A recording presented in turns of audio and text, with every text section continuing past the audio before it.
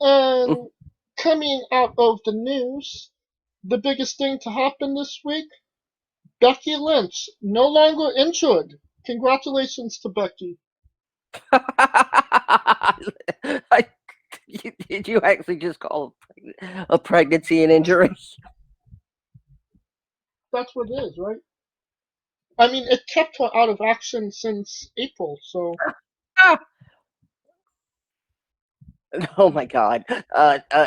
Women, if you're listening, please please don't come after us. And Yeah, yeah, baby Rue. What a name! Rue. Yeah. Like going by like the actual name. I'm assuming the baby is going to take Seth's name.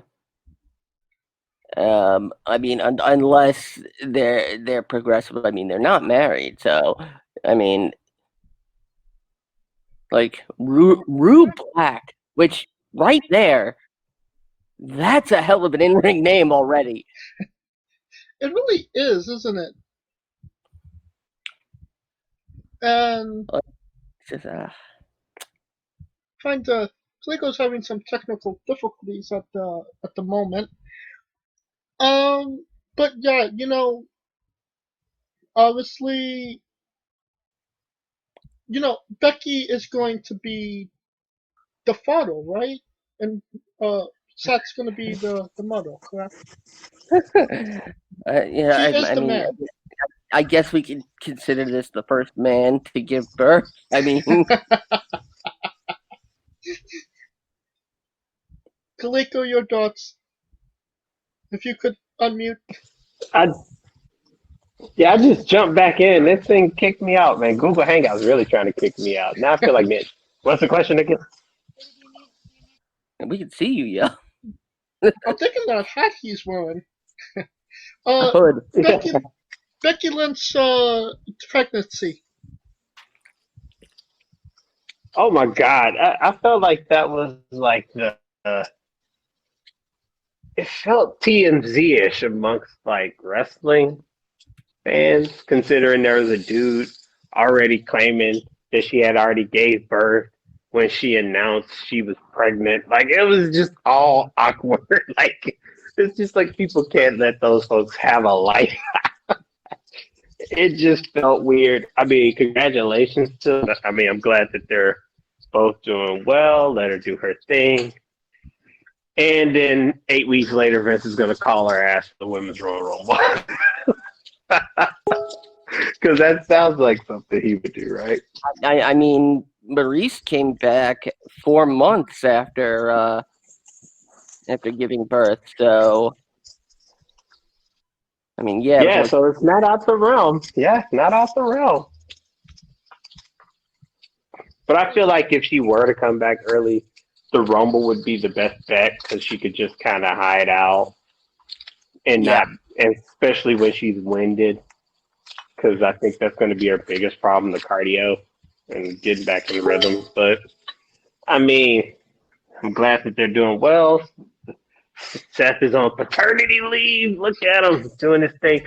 So I mean, just glad everybody's doing well, everybody's healthy, no pregnancy complications, especially with COVID. I mean, now that the Messiah has had a son, does I'm sorry, daughter. I'm an idiot. Because I was going to make a Jesus allegory and totally messed that up. I mean, can you even make that one? I mean, you're technically Jewish, so. Jesus was Jewish. And Yes, he that's what. was, James. What are you talking? And that's what This, we were. And that's where this, we will end this conversation. that's it's like the squash question. And we're being joined by How Mitch. dare you? A squash is still a fucking vegetable. And They I don't mean, serve it with a fruit salad. Maybe in its lifestyle. according to all of our interviews, the majority of them have said that squash is a vegetable as well. So, hey, you're in the majority, Kaliko. And we're being Yeah, joined. because the squash is not a holiday fruit salad. You don't think squash in a fruit basket. And we're being joined by Mitch Mayhem at the moment. Hey, what up? Hey, what it do? We're talking about Becky Lynch pregnancy. Any comments? Mm, no, she just seems happy. I mean, that's cool. All right. And next up on the news bracket is there are actually plans for Sting to wrestle in AEW. Scooter, this is not a real good idea, is it? No, probably not. But like I said, it's mostly probably going to be either one big match and possibly a 6-man tag where Sting will come in for the finish, do the Stinger Splash, Scorpion Deathlock, maybe a Scorpion Death Drop. But it does seem pretty clear that Sting is going to pass the mantle to Darby Allin. It does seem that way. Mitch, your thoughts on Sting possibly doing another match? You know me, I'm the biggest Sting mark around. So if if you have the right opponent, there's always a market for it. So I'm glad that him and AEW were able to link up. That he was able to get out of the WWE contract in the first place. So congrats to him, because I know that was binding him for a while. But I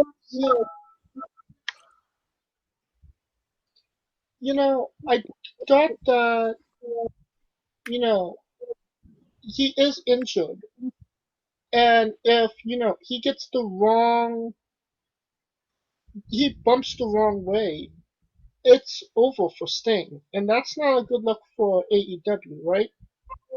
You can say that about or not. I won't say that name, but about people like scrawny people that they're one bump away from going paralyzed. I mean, that's for a lot of people, not just Sting.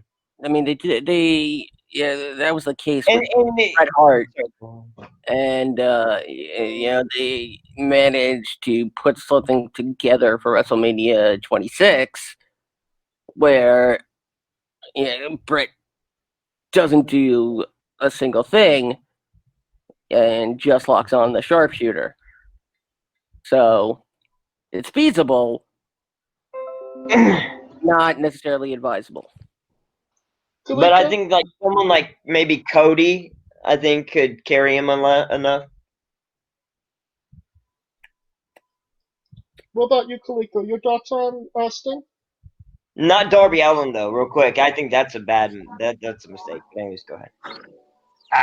I mean, Cody would be the right opponent eventually because I feel like that's where the story seems to be going. It's going to where Cody is like trying to ingratiate himself in front of Sting, and Sting's like, "Bro, I'm not here for you.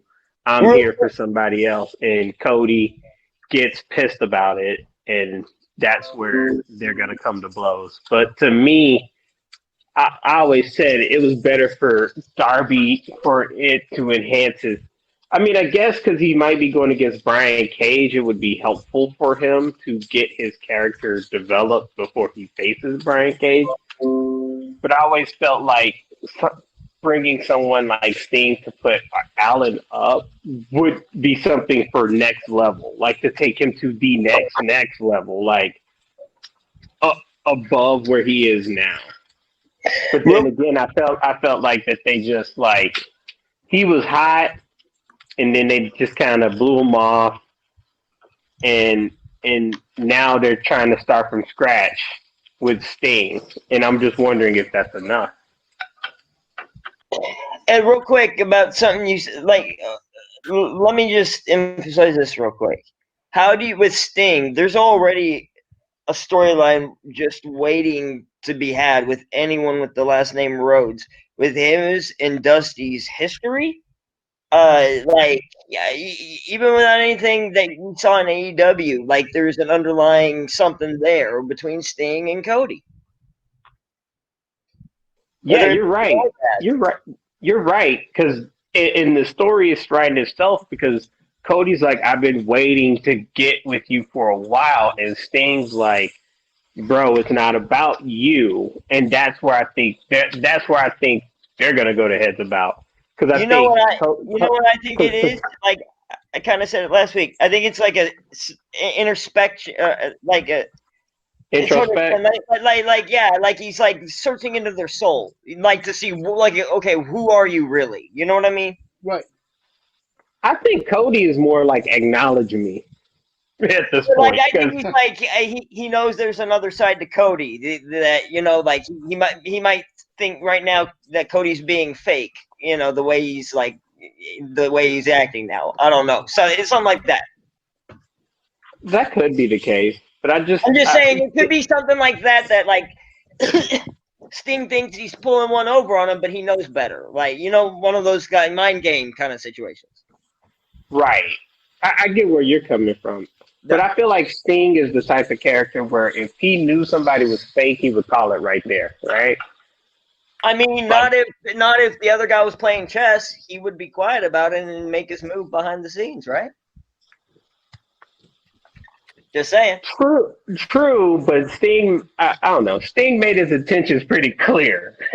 Sting had to do with the NWO. He can make his intentions clear and be tactically smart at the same time, And something that also True, both can happen. You're right. Both can happen. Yeah, they're not mutually exclusive. So yeah, you're all right about that. big thing that came out this week that everybody's talking about really is Kenny Omega made his Impact Wrestling debut at the end of the show. Yeah. No, in a parking lot in Florida. Nashville. Yeah, they claimed it was Nashville. Yeah. Scooter, and they just sent Josh Matthews down to Florida. My thoughts. Apparently, Josh Matthews was on that bus from the audio. This was basically an hour and 45 minutes of waiting to hear what Kenny had to say. Right. Hour 45-minute cock tease. And it didn't disappoint. I don't like the fact that it was pretty much the same promo the next night on Dynamite. For those people that didn't see Impact, that's what I got it from. Okay, all right. By the way, like I was right about how like they had a little Tony Khan had a little ad on Impact TV, so they are like it's not all one-sided. AEW is getting something out of it, more but yeah. Please continue, Scooter.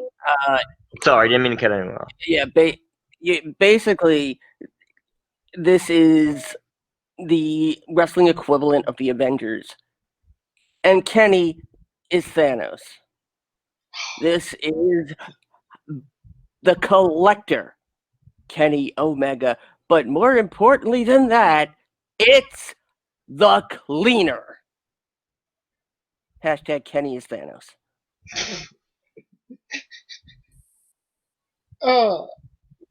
What about you, Kaliko? What are your thoughts on Omega on Impact Wrestling? Disappointed, honestly, because they went through an hour and a half to get to nothing, really. I felt like there was nothing really there. Like, the only thing that it really did was just make Rich Swann look unimportant, because, I mean, you would think Impact's greatest or current champion, their biggest champion, would be, like, more privy, and I see where they're going with it, but I just can't help but think of Austin Aries got to be somewhere pissed about this whole Collector thing. He's got to be mad as hell, because he's just sitting there like, bro, I did not do this shit like 3-4 years ago. Like, So, I mean, not even 3, 4 years ago, like 2 years ago. I mean, when you So, collect belts in the woods, does anybody actually see it? just because somebody didn't see it doesn't mean it didn't happen. We got it. Well, social media, everybody got the pictures now, man. There's pictures of them with all these damn belts. So I just feel like Kenny's heel persona is not there yet at AEW because to me, what made him cool a vicious heel in New Japan is not what he's doing now, and I get why he's not doing it, but he's got to be a little bit more ruthless rather than just being sarcastic with his words, And if that makes sense. right. And Mitch kind of alluded to it earlier. Tony Khan bought an ad on Impact Wrestling to kind of share his feelings with the whole Kenny Omega situation. Uh, Somebody correct me if I'm wrong, but this is the first time Tony Khan has been on a wrestling show as a personality. Am I wrong, Scooter? You are correct. This is essentially Tony Khan becoming the Mr. McMahon of AEW.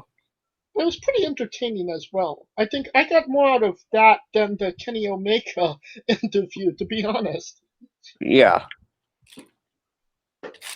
What about you, Mitch? The Omega situation. What exactly? Say No, again. Tony Khan buying Oh, an ad. I thought it was hokey and corny, but it fulfilled its purpose. So, I mean, And Kaliko? It is what it is with that thing. I exactly right. mean, to me at that point, it was just them trying to save face, and and the fact that they had Tony Schiavone say the last time I was on AEW, I did one match and I was done for 18 years. Yeah, that part. No, the last time I was on TNA. Yeah, TNA. 25 years. That would have been 95, by the way. So yeah, that was a That's a little dig lie. at Impact. That was a dig, but I mean that just makes it seem like that AEW's not in this whole Earthbomb WWE thing with all these other companies yet, or they're trying to make that appearance. I think they got a foot in the door. Obviously, they do with Impact. Oh yeah, but I'm just saying by them doing that, they're trying to create the facade that it's they're Right. only here, Well, of course. Kenny's here. Yeah, that part, like to keep the rivalry going. To suspend belief, right? It's any goal in the wrestling gimmick. Yeah, yeah. And obviously, this little AEW invasion angle worked in Impact's favor. They did probably their biggest numbers ever on the Access channel and on their Twitch stream. Um, is this sustainable, or do you think that this is gonna just kind of fizzle out for them? Scooter? For Impact, unless we see some like immediate talent showing up, I think it's gonna fizzle out in, and this is just a one-time spike in the ratings for Impact. Honestly, when Kenny had said expect a big surprise tomorrow on Dynamite, and when he referenced Lex Luger, everybody thought, well, either one, he was going to excavate the corpse of Yokozuna, or two, that someone was going to make a surprise appearance. And I thought James Storm, and he my idea was he shows up to Dynamite to defend Impact's honor, and then aligns with Kenny, and essentially replaces Adam Page, Hangman, as as at his side, and that leads to a Hangman Cowboy feud, because eventually it's got to be Hangman at the end of this. We can all hope that. Yeah. But it seems like he's joining the Dark Order at this moment. And that James Storm coming on Impact Wrestling sounds good to me. But I don't like any Impact star to have maybe made an appearance on AEW, just to kind of balance out this partnership. I want to say this. Yeah. But what about you, Mitch? What are your thoughts? I'm sorry, can you repeat that? Can Impact Wrestling sustain what Kenny Omega and AEW has given them?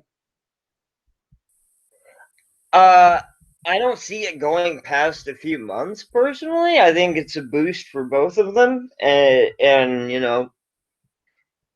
for Kenny to give Impact the rub, and then I would hope Impact or I almost called them TNA.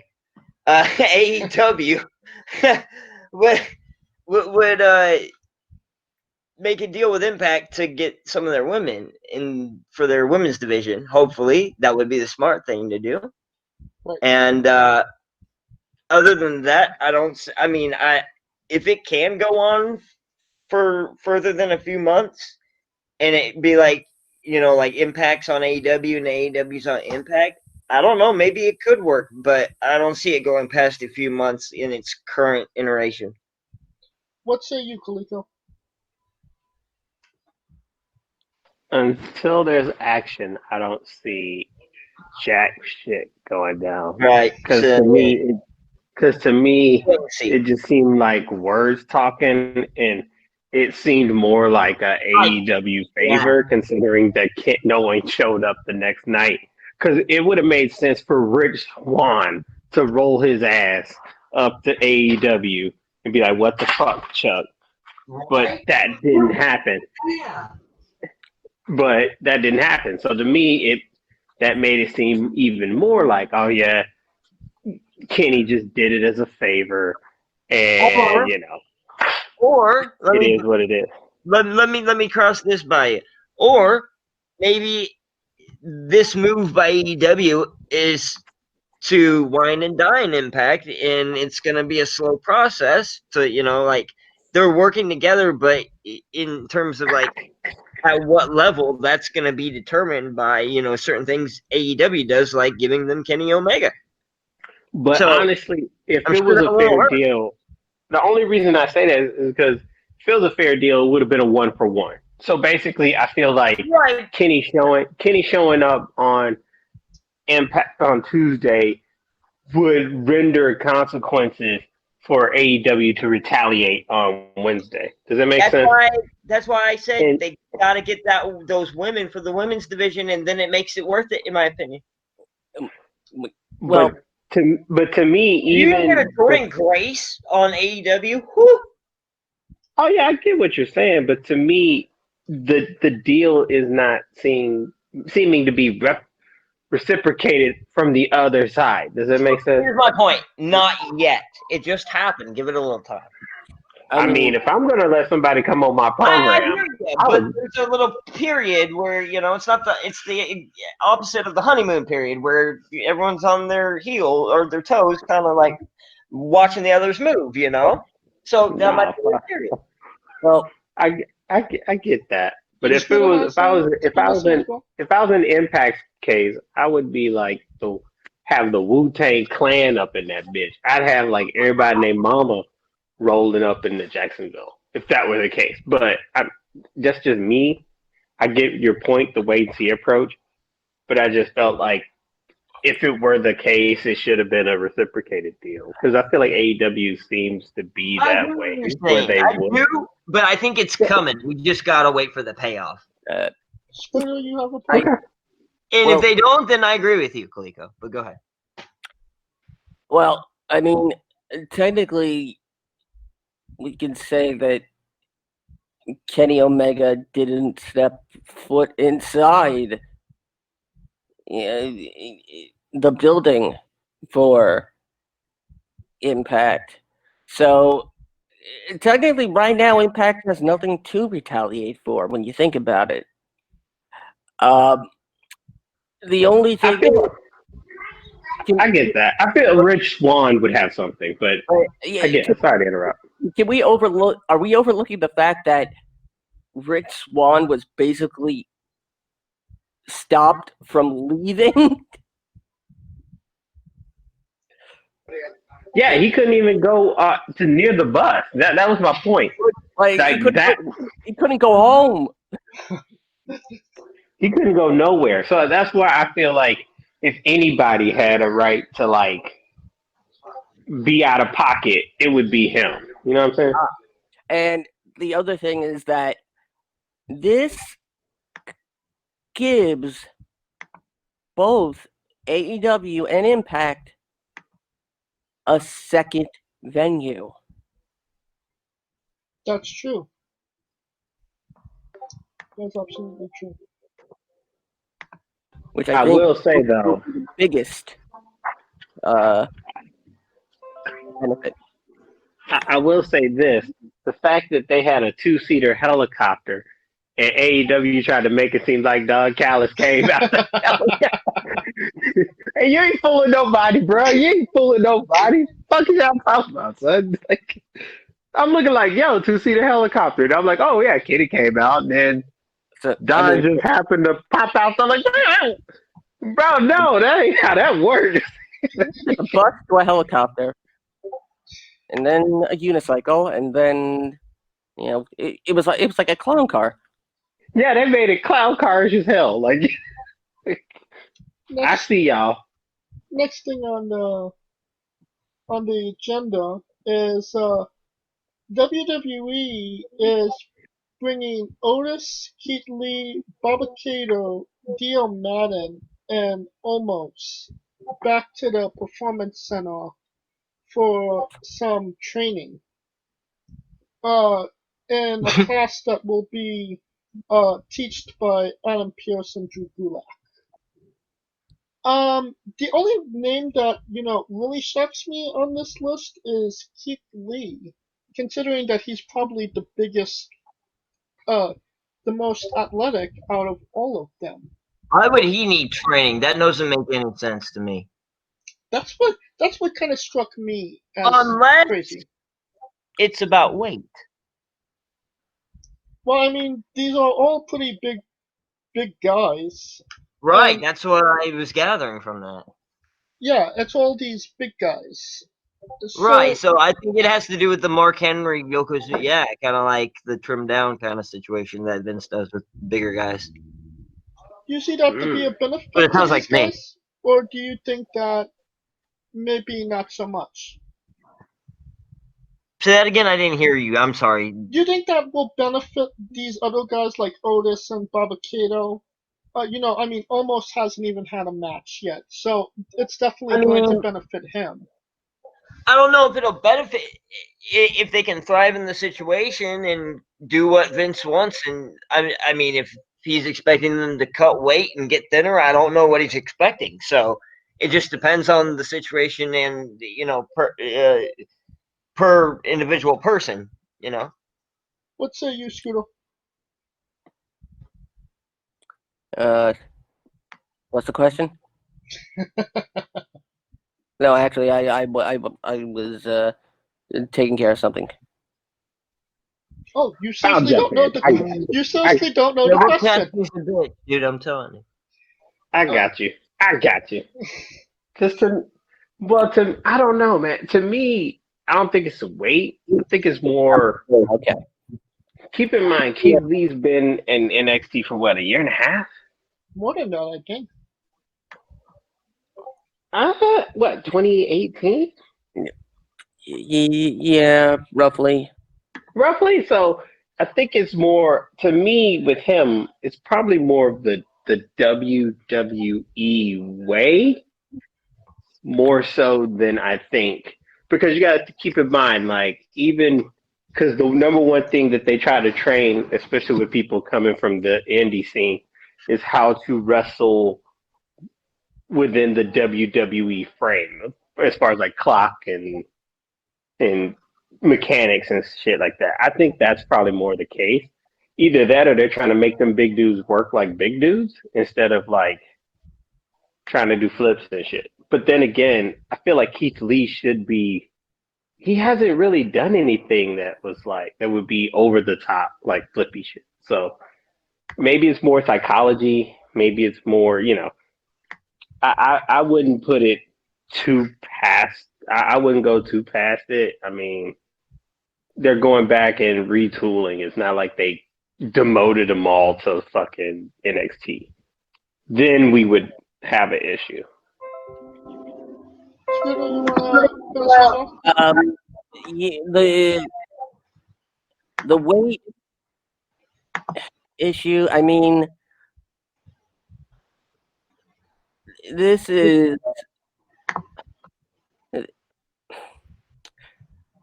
this is a Vince issue. Yes, It absolutely. really is. Quite honestly, it's a Vince issue, and it's Vince throwing a fit, and He's usually getting his way. I mean, I don't know how I don't know. I can't see any logic in in sending what was your biggest connection to the African American audience back to training, say, essentially saying, "Oh no, we don't like I don't like the way you wrestle when Keith Lee's been a friggin' workhorse." It's been a meme that Vince, like on a flip of the dime, if your hair is wrong one day, or if you go walk to the left too much one day, that Vince picks up on it and doesn't let you live it down. It's like a meme by Well, now. I mean, the other guys that were confirmed, I mean, Otis, Barricado, Dio Madden, almost, they're all not exactly the most athletic guys. And they are maybe bigger than Keith Lee in size stature. Do you think that they only drew Keith Lee into the mix to maybe lead by example and kind of take that spot as top of the class, kind of, sort of? I wouldn't put it past them because Keith Lee, he seems to be more a company guy than anybody. So he's not going to be the guy to throw a bitch fit. I Right. mean, and that's why I'm like, I feel like we're throwing a bitch fit for something where he's not probably even looking at it like that. So, especially when you saw the documentary. So, to me, it just seems more like he's going to be like, fuck it, all right, whatever, do whatever. So, that's why I'm saying that's why I think the way I think about it. Fair enough. Alright, and it is time for the review segment of the show.